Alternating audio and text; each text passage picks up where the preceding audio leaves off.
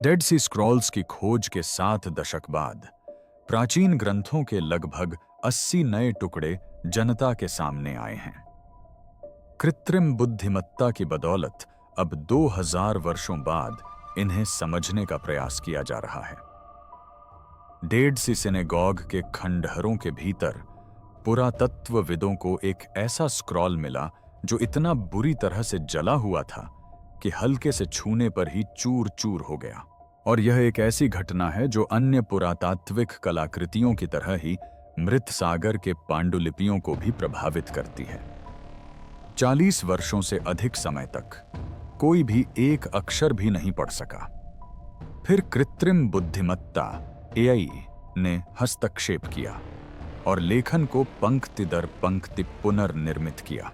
यह एक प्रयोगशाला है जहां विशेषज्ञ 70 साल पहले खोजे गए डेड सी स्क्रॉल्स के टुकड़ों की जांच करते हैं। और जब अंततः पाठ सामने आया तो उसका संदेश विद्वानों की अपेक्षाओं से बिल्कुल अलग था। जले हुए आर्क स्क्रॉल को कोई पढ़ नहीं सका। 1970 के दशक की शुरुआत में इजरायली पुरातत्वविदों की एक टीम मृत सागर के पश्चिमी तट पर स्थित एक छोटे से नखलिस्तान गांव एन गेदी में काम कर रही थी। एन गेदी में ताजे पानी के झरने, ताड़ के पेड़, सीढ़ीदार खेत और एक लंबा यहूदी इतिहास था। जोसेफस और प्लिनी द एल्डर जैसे प्राचीन लेखकों ने इसे खजूर के समृद्ध वृक्षों और मूल्यवान बालसम पौधों से समृद्ध स्थान के रूप में वर्णित किया है, जिनका उपयोग इत्र और औषधि के लिए किया जाता था। कई शताब्दियों तक यह छोटा सा नखलिस्तान एक वास्तविक शहर हुआ करता था, जिसमें घर, कार्यशालाएं और बाद में केंद्र में एक विशाल आराधनालय था। आधुनिक उत्खननकर्ताओं के आने तक आराधनालय खंडहर बन चुका था। पत्थर की दीवारें अभी भी प्रार्थना कक्ष की रूपरेखा दर्शाती हैं। फर्श पर रंगीन मोज़ेक कालीन के कुछ हिस्से सुरक्षित थे, जिन पर हिब्रू और अरामी भाषा में शब्द,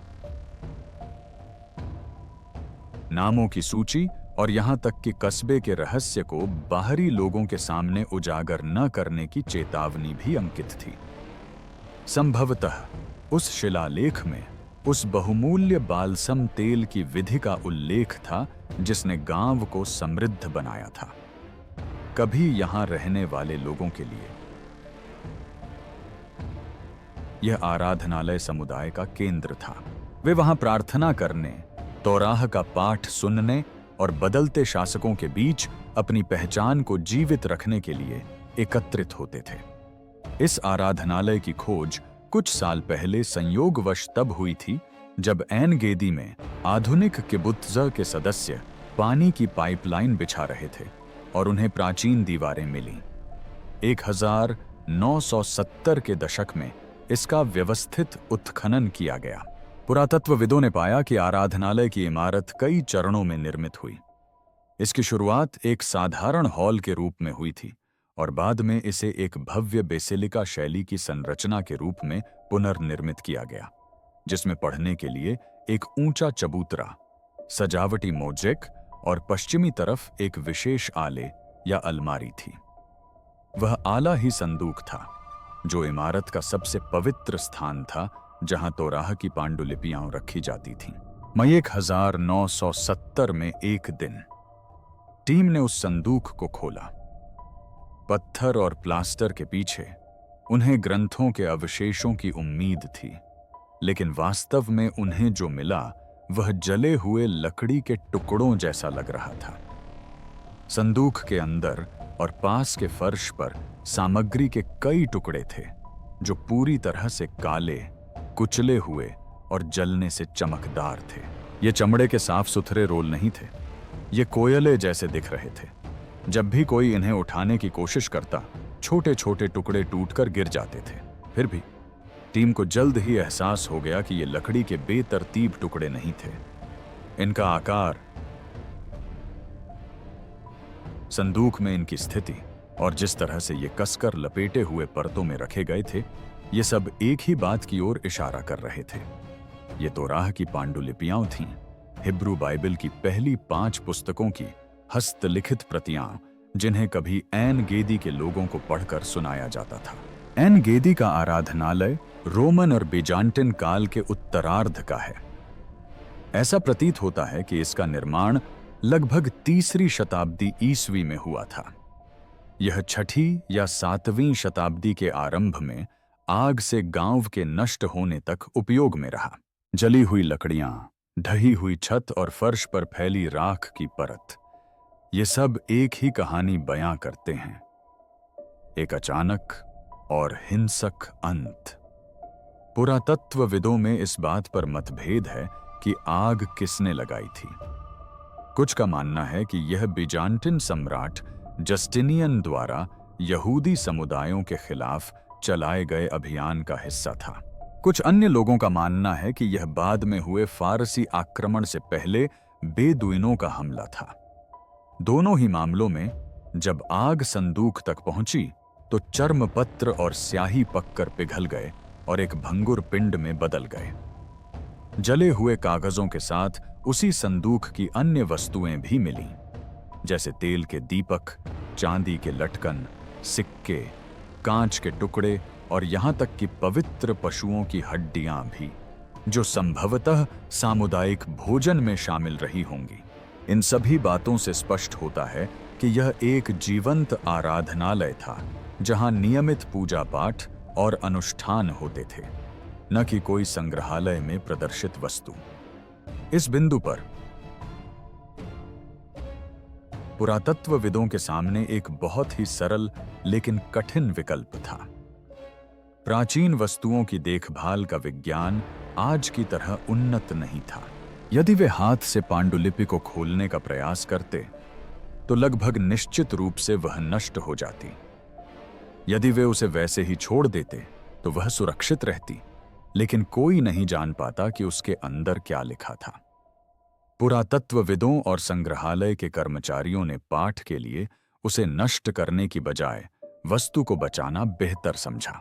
उन्होंने सावधानीपूर्वक जले हुए सबसे बड़े टुकड़े को संदूक से उठाया, उसे सहारा दिया ताकि वह अपने भार से ढह न जाए, और उसे भंडारण के लिए इज़राइल पुरातत्व प्राधिकरण को भेज दिया। वहां उसे एन गेदी से प्राप्त एक पांडुलिपि के रूप में सूचीबद्ध किया गया और कोयले के आवरण में ही बंद करके एक तापमान नियंत्रित कमरे में रखा गया। यह समझने के लिए कि यह निर्णय इतना महत्वपूर्ण क्यों था, एक क्षण के लिए मृत सागर क्षेत्र के व्यापक परिदृश्य पर नजर डालना सहायक होगा। उत्तर दिशा में लगभग 20 मील दूर कुमरान नामक स्थान के पास रेगिस्तानी चट्टानों में 1940 के दशक के उत्तरार्ध में बेदुइन चरवाहों को प्राचीन पांडुलिपियों से भरे मिट्टी के घड़े मिले थे। इस खोज ने 1 दशक तक चलने वाली खुदाई का सिलसिला शुरू किया, जिसमें 11 गुफाओं में पांडुलिपियां मिलीं। ये पांडुलिपियां, जिन्हें अब मृत सागर पांडुलिपियों के नाम से जाना जाता है, कई बाइबल पुस्तकों की अब तक की सबसे पुरानी प्रतियां हैं, जिसके चलते इज़राइल पुरातत्व प्राधिकरण ने यहूदी रेगिस्तान में अपने अभियान तेज कर दिए। ये पांडुलिपियां ईसा पूर्व 3री शताब्दी और ईसा की 1ली शताब्दी के बीच लिखी गई थीं। जब विद्वानों ने इन गुफा पांडुलिपियों का अध्ययन किया तो उन्हें एक महत्वपूर्ण बात पता चली। बाइबल की सभी प्रतियां एक जैसी नहीं थीं। कुछ प्रतियों में वही शब्द थे जो बाद में यहूदी बाइबलों में मानक बन गए। अन्य प्रतियां प्रारंभिक ईसाइयों द्वारा प्रयुक्त ग्रीक अनुवाद से अधिक मिलती जुलती थीं। कुछ अन्य ग्रंथ सामरी समुदाय द्वारा रखे गए संस्करण के समान थे। सरल शब्दों में इन ग्रंथों से पता चलता है कि द्वितीय मंदिर काल में एक ही समय में एक ही पुस्तकों के कई संस्करण प्रचलन में थे। ये पन्ने यूनानी भाषा में लिखे गए थे, जो सिकंदर महान द्वारा यहूदिया पर विजय प्राप्त करने के बाद अपनाई गई भाषा थी। ईश्वर का नाम केवल हिब्रू भाषा में ही मिलता है। इस विचार को अक्सर पाठ्य बहुलता कहा जाता है, लेकिन वास्तव में इसका अर्थ केवल इतना है कि धर्म ग्रंथों की शब्दावली अभी तक हर जगह पूरी तरह से निश्चित नहीं थी। इसीलिए उसी समुद्र के पास एक बाद के गांव के आराधनालय में जली हुई तोराह की पांडुलिपि मिलना इतनी बड़ी बात थी, भले ही उसे कोई पढ़ न सके। खुदाई के बाद उत्साह धीरे धीरे कम हो गया। एन गेदी पांडुलिपि यरूशलेम में एक तिजोरी के अंदर एक बक्से में बंद करके रखी रही। एक बड़ी खोज। इज़राइल की रेगिस्तानी गुफाओं में बाइबल के एक पन्ने के टुकड़े और अन्य अवशेष मिले हैं। संरक्षक समय समय पर इसकी जांच करते थे ताकि यह सुनिश्चित हो सके कि यह स्थिर है, लेकिन किसी ने भी इसे पढ़ने की कोशिश नहीं की। 4 दशकों से अधिक समय तक सवाल सीधा सा था। कोई नहीं जानता था और किसी के पास भी इसका पता लगाने का कोई सुरक्षित तरीका नहीं था। 20वीं सदी के आरंभ में वह सन्नाटा धीरे धीरे टूटने लगा, जब इमेजिंग विशेषज्ञों और कंप्यूटर वैज्ञानिकों ने नाजुक पांडुलिपियों को ब्लेड और उंगलियों से काटकर खोलने के बजाय एक सरल लेकिन साहसिक प्रश्न पूछना शुरू किया। क्या वे किसी तरह उन्हें बाहर से देख सकते हैं? पुरातत्वविद डॉ. सेफी पेरोथ को यह पांडुलिपि एक आराधनालय में खुदाई करते समय मिली थी। एक कोयले का टुकड़ा कैसे वापस एक स्क्रॉल में बदल गया? अस्पताल मानव शरीर के अंदरूनी हिस्सों को देखने के लिए स्कैनिंग मशीनों का उपयोग करते हैं, और संरक्षण विशेषज्ञों ने सोचा कि क्या यही तरीका जले हुए स्क्रॉल पर भी काम कर सकता है। इसका परीक्षण करने के लिए उन्होंने माइक्रो सीटी स्कैनर नामक मशीन का सहारा लिया। एक सामान्य सीटी स्कैन एक प्रकार की एक्स-रे मशीन होती है, जिसका उपयोग डॉक्टर छाती या सिर के अंदर देखने के लिए करते हैं। यह शरीर के विभिन्न कोणों से कई पतली एक्स-रे तस्वीरें लेता है। फिर एक कंप्यूटर उन पतली तस्वीरों को एक साथ जोड़कर एक त्रिआयामी मॉडल बनाता है। एक माइक्रो सीटी स्कैनर भी इसी तरह काम करता है, लेकिन यह मनुष्यों के बजाय छोटी ठोस वस्तुओं के लिए अनुकूलित होता है। यह किसी पदार्थ के भीतर होने वाले बहुत छोटे परिवर्तनों को भी पकड़ सकता है। टीम ने आइन गेट्टी स्क्रॉल को इस स्कैनर के अंदर रखा। मशीन ने स्क्रॉल के धीरे धीरे घूमने के दौरान उस पर एक शक्तिशाली एक्स-रे किरण डाली। हर बार स्क्रॉल के थोड़ा घूमने पर स्कैनर ने उसके अंदर मौजूद सामग्री की एक और पतली परत रिकॉर्ड कर ली। स्कैन पूरा होने पर कंप्यूटर में डेटा का एक त्रिआयामी ब्लॉक था, जिसमें स्क्रॉल का पूरा आंतरिक भाग दिखाई दे रहा था। क्यूरेटरों को अभी भी यह पता नहीं था कि स्याही दिखाई देगी या नहीं। शुरुआत में उनके पास केवल धूसर रंगों का एक बादल था, जो जले हुए पिंड के अंदर मौजूद सामग्री के विभिन्न घनत्वों को दर्शाता था। जब उन्होंने स्कैन की बारीकी से जांच की और कंट्रास्ट को समायोजित किया, तो एक दिलचस्प बात सामने आई। चर्मपत्र की धूसर आकृति के अंदर चमकीली धारियां थीं, जो बाकी हिस्सों से अलग दिख रही थीं। चर्मपत्र ने स्वयं कुछ एक्स-रे अवशोषित कर लिए थे। खाली हवा ने तो और भी कम अवशोषण किया, लेकिन स्याही, जिसमें धातुओं जैसे भारी तत्व मौजूद थे, ने कहीं अधिक अवशोषण किया। स्कैन में यह अंतर मोटी और चमकीली रेखाओं के रूप में दिखाई दिया। पहली बार टीम को यह देखने को मिला कि स्क्रॉल के अंदर अभी भी स्याही के निशान मौजूद थे। इसका मतलब था कि उसमें अभी भी अक्षर थे। जले हुए रोल में सचमुच कोई छिपा हुआ पाठ था। इस बिंदु पर यह कार्य संरक्षण विशेषज्ञों से कंप्यूटर वैज्ञानिकों के हाथों में चला गया।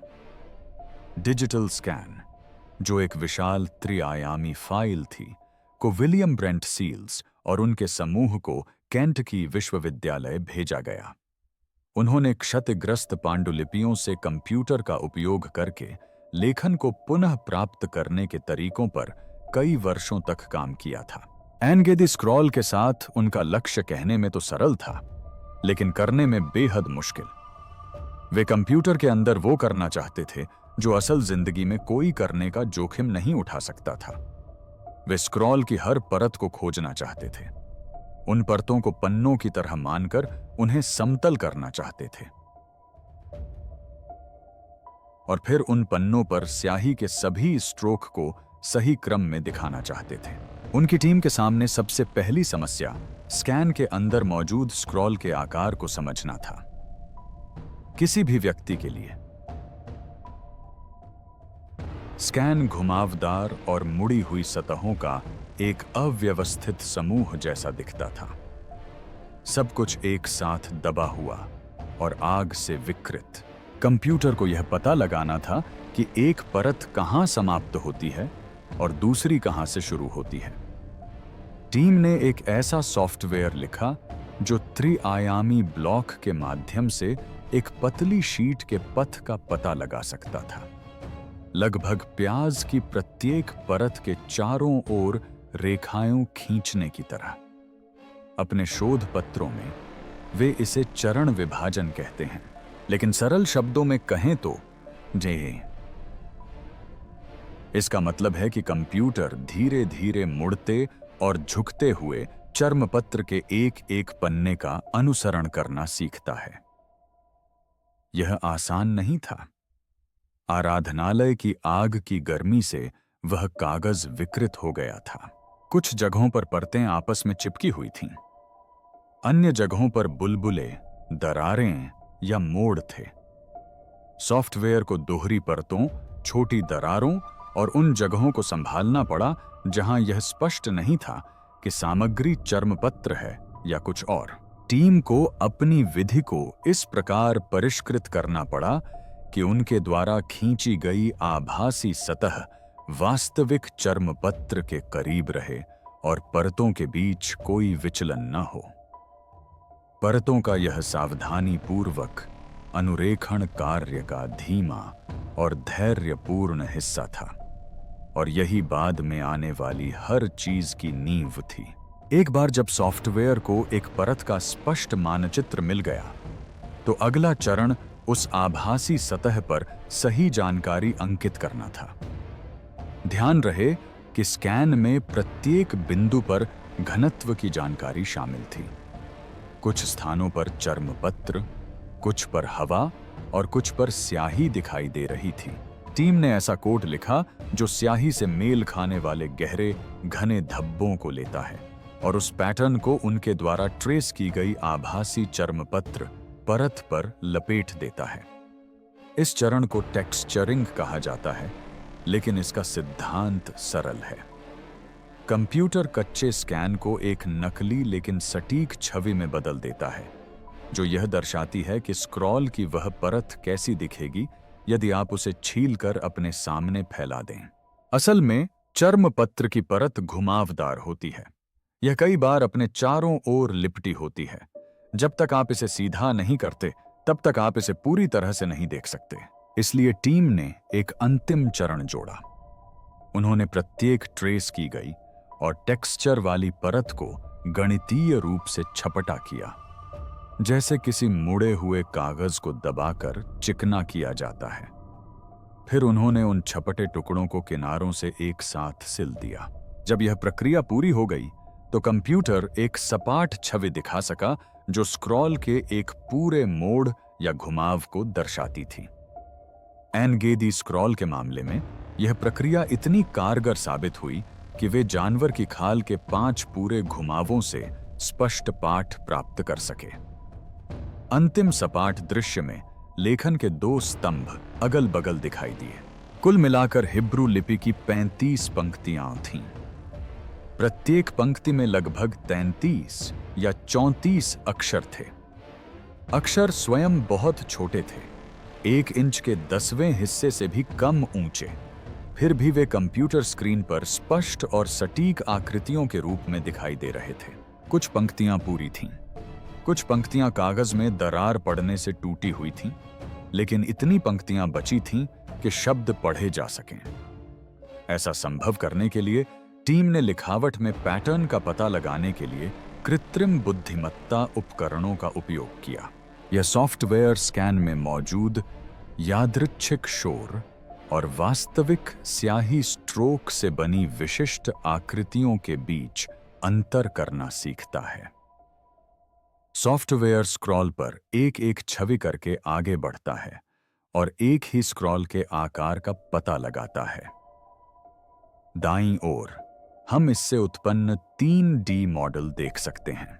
इस तरह की सटीक पैटर्न पहचान तकनीक से लेखन के धुंधले निशान भी स्पष्ट रूप से उभर कर सामने आ गए, खासकर उन जगहों पर जहां स्याही का संकेत कमजोर था या क्षति के कारण धुंधला हो गया था। सबसे महत्वपूर्ण क्षण तब आया जब ये सभी चरण एक साथ मिलकर सफल हुए। वर्षों तक इस पांडुलिपि को एक निर्जीव वस्तु माने जाने के बाद शोधकर्ताओं को अंततः अपनी स्क्रीन पर पांडुलिपि के एक पन्ने की स्पष्ट छवि प्राप्त हुई। एक काले, निरर्थक ढेर के बजाय उन्हें अक्षरों की साफ सुथरी क्षैतिज रेखाएं दिखाई दीं। एक बार जब उन्हें वह मुख्य छवि मिल गई, तो कंप्यूटर वैज्ञानिकों ने उच्च गुणवत्ता वाली तस्वीरें पांडुलिपि संग्रह के प्रभारी विद्वानों को वापस भेज दी।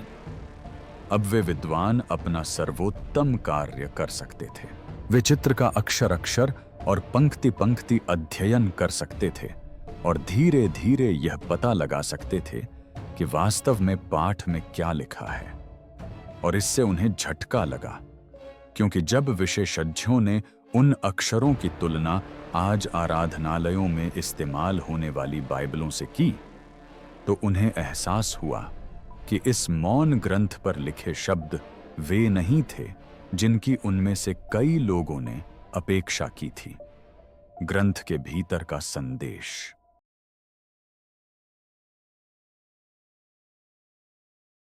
जब एन गेदी से निकले काले पिंड से अंततः अक्षर निकले, तो पहले स्पष्ट शब्द कोई विचित्र भजन, कोई खोई हुई प्रार्थना या कोई नई भविष्यवाणी नहीं थे।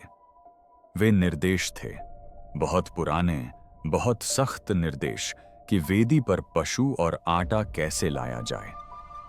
जले हुए संदूक से निकला झुलसा हुआ ग्रंथ प्राचीन हिब्रू भाषा में लिखी गई टोरा की तीसरी पुस्तक लेवितिकस की पुस्तक का आरंभिक भाग निकला। लेवितिकस वह पुस्तक है जिसे अधिकतर लोग छोड़ देते हैं। एनगेदी स्क्रॉल के 5 पूर्ण पन्ने, हिब्रू लेखन के 2 अलग अलग स्तंभ यह दर्शाते हैं कि यह स्क्रॉल लेविटिक्स की पुस्तक है। इसकी शुरुआत होम बलि और अन्नबलि के नियमों से होती है, जिसमें चरण दर चरण बताया गया है कि कोई व्यक्ति बैल, भेड़ या पक्षी कैसे लाता है, पुजारी रक्त का कैसे निपटान करता है और वेदी पर आटा और तेल कैसे चढ़ाया जाता है। एन गेदी ग्रंथ में इन पहले नियमों के कुछ अंश मौजूद हैं। पठनीय पंक्तियां अध्याय 1 की शुरुआत और अध्याय 2 के कुछ भाग को कवर करती हैं। इसमें न तो अध्याय संख्याएं हैं, न श्लोक संख्याएं, न विराम चिन्ह और न ही स्वर चिन्ह।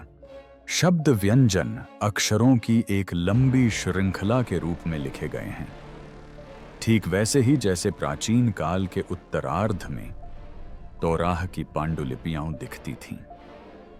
स्वर चिन्हों की अनुपस्थिति ही इसकी प्राचीनता का सूक्ष्म संकेत है।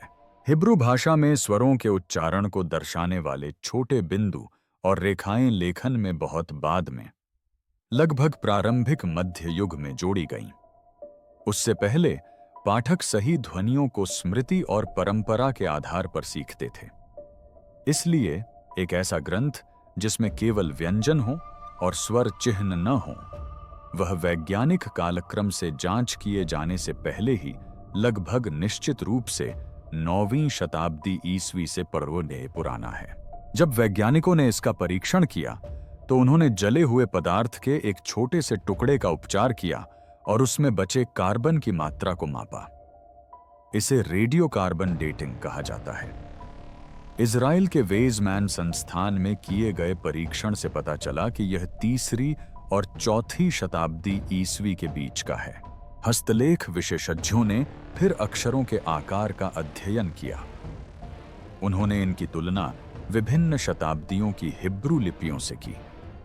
एक प्रमुख विशेषज्ञ अदा यारदेनी ने तर्क दिया कि अक्षरों के आकार और भी पुराने प्रतीत होते हैं, जो पहली शताब्दी ईस्वी के उत्तरार्ध या 2री शताब्दी के प्रारंभ के समान हैं। एक अन्य विद्वान ड्रू लॉन्ग्रेकर ने इसका खंडन करते हुए कहा कि बाद की लिखावट के नमूनों में मौजूद अंतरालों को ध्यान में रखते हुए भी अक्षरों की आकृतियां 3री या 4थी शताब्दी की रेडियोकार्बन तिथि से मेल खा सकती हैं। इसलिए एक निश्चित वर्ष नहीं, बल्कि एक सीमा है, लेकिन सभी इस बात पर सहमत हैं कि यह मूल रूप से किस काल का है। यह पांडुलिपि उन शास्त्रीय मध्ययुगीन तोराह पांडुलिपियों से कई सदियों पहले लिखी गई थी, जिन पर अधिकांश मुद्रित हिब्रू बाइबल आधारित हैं। और यह घटना प्रसिद्ध डेड सी स्क्रॉल्स के अंतिम संस्करण के लिखे जाने के कुछ ही शताब्दियों बाद हुई। डेड सी स्क्रॉल्स की खोज बाइबल के इतिहास में एक महत्वपूर्ण उपलब्धि थी। इसके अलावा ये स्क्रॉल्स उस समय के बाइबल संबंधी विद्वत्ता के कई उदाहरण प्रस्तुत करते हैं। यह उस अंतराल में स्थित है जहां लगभग कोई भी संपूर्ण तोराह ग्रंथ नहीं बचा था। इस जले हुए ग्रंथ के सामने आने से पहले कई विशेषज्ञों के मन में उस अंतराल की एक सरल रूपरेखा थी।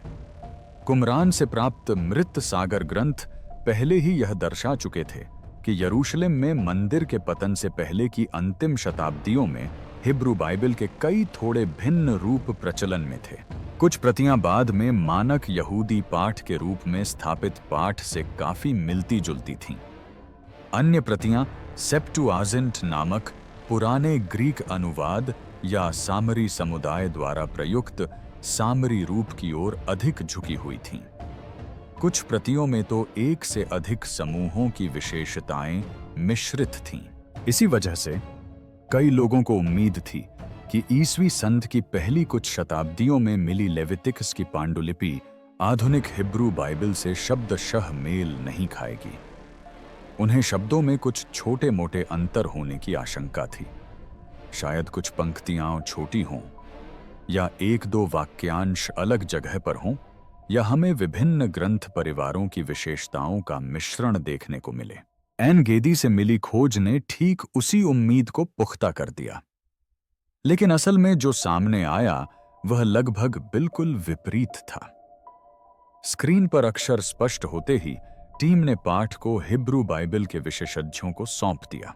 इम्मानुएल टोव और उनके सहयोगियों ने नई पांडुलिपियों की पंक्तियों को लेवितिक्स के मानक मध्ययुगीन हिब्रू पाठ के बगल में रखा, जिसे मासोरेटिक पाठ के रूप में जाना जाता है। मासोरेटिक कई शताब्दियों से अधिकांश यहूदी समुदायों में प्रयुक्त मुख्य पारंपरिक हिब्रू बाइबल पाठ का ही नाम है। उन्होंने जो पाया उससे वे लोग भी चकित रह गए जो पहले से ही मानते थे कि यह पाठ बहुत स्थिर है। एक एक पंक्ति बिल्कुल सटीक थी। वास्तव में बचे हुए हिस्से में एन गेदी पांडुलिपि मध्यकालीन मासोरेटिक पाठ के अक्षरों और अनुच्छेद विभाजनों के मामले में हूबहू मेल खाती है। न केवल मिलती जुलती, न लगभग एक जैसी, बल्कि हूबहू। बाद की एक रिपोर्ट में बताया गया कि यह जला हुआ ग्रंथ उन सभी स्थानों की हूबहू नकल करता है जहां पाठ में नए खंड को चिह्नित करने के लिए एक छोटा सा अंतराल छोड़ा गया है। ठीक उसी तरह जैसे बहुत बाद में लिखे गए लेनिनग्राद कोडेक्स में है, जो मध्यकालीन मासोरेटिक पांडुलिपियों में से एक महत्वपूर्ण पांडुलिपि है। लेवितिक्स के इस भाग के लिए ऐसा लगता है कि शब्द कई विशेषज्ञों के अनुमान से कहीं पहले ही तय हो गए थे। जब एन गेदी से मिला वह जला हुआ ग्रंथ आखिरकार बोला, तो इसने कुछ विद्वानों को आश्चर्यचकित कर दिया।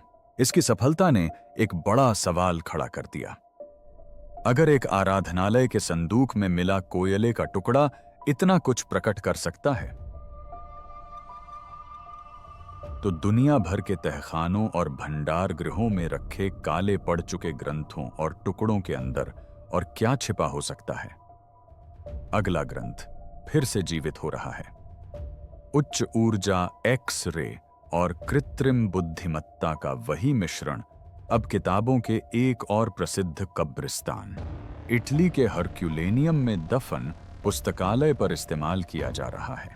जब 79 ईस्वी में माउंट वेसुवियस में विस्फोट हुआ तो उसने एक तटीय शहर और एक विशाल विला को गर्म कीचड़ और राख से ढक दिया।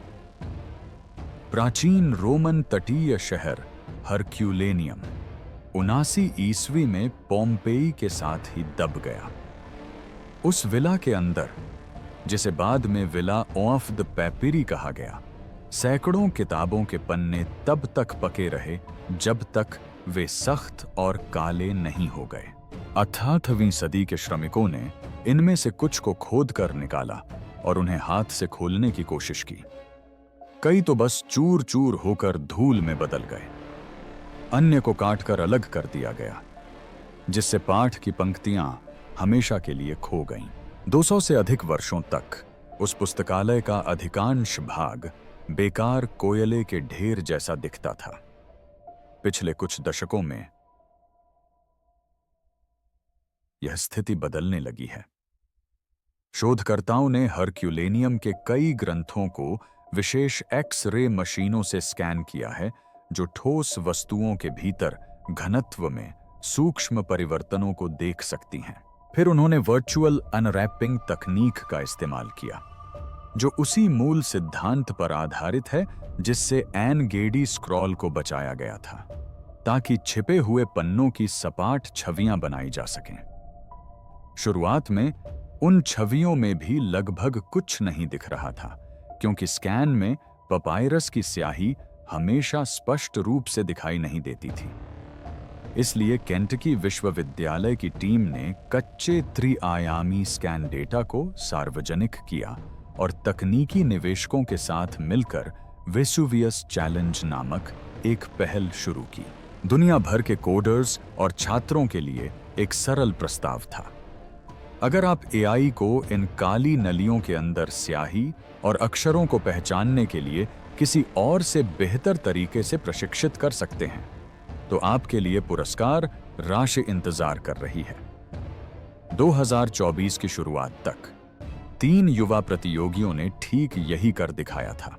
उन्होंने अपने कोड को स्कैन में मौजूद सूक्ष्म बनावट परिवर्तनों को खोजने के लिए प्रशिक्षित किया, जो सूखी स्याही से मेल खाते थे। फिर प्रोग्राम ने उन धब्बों को जोड़कर ग्रीक अक्षर और शब्द बनाए। उनके इस काम से एक सीलबंद स्क्रॉल से 2000 से अधिक पठनीय अक्षर निकाले गए, जो उन्हें वेसुवियस चैलेंज से $7 लाख का भव्य पुरस्कार दिलाने के लिए पर्याप्त थे। उन्होंने जो पाठ प्रकट किया वह कोई यादृच्छिक सूची या पौराणिक कथा नहीं थी। यह आनंद पर एक दार्शनिक चर्चा थी, जो संभवतः एपिक्यूरियन लेखक फिलोडेमस द्वारा रचित थी, जिसमें संगीत, सादा भोजन और क्या दुर्लभ व्यंजन वास्तव में साधारण व्यंजनों से बेहतर होते हैं, जैसे विषयों पर बात की गई थी। इन्हीं उपकरणों का और अधिक उपयोग किया जा रहा है। ऑनक्सफोर्ड में स्थित एक और झुलसी हुई हरकुलेनियम पांडुलिपि, जिसे फर्क 172 के नाम से जाना जाता है, का भी अब लगभग पूरा अध्ययन कर लिया गया है। उस पांडुलिपि में उन्नत एक्स-रे स्कैन और कृत्रिम बुद्धिमत्ता एआई की मदद से ग्रीक स्तंभों को चुना गया है, जिनमें घृणा शब्द 1 से अधिक बार लिखा गया है। इससे विद्वानों को इस पाठ को नैतिक दोषों पर आधारित एक रचना से जोड़ने में मदद मिली है, जिसका संबंध भी फिलोडेमस से है। देखने के लिए धन्यवाद। अब स्क्रीन पर दिखाई देने वाले वीडियो देखें, जिनमें और भी अविश्वसनीय कहानियां हैं।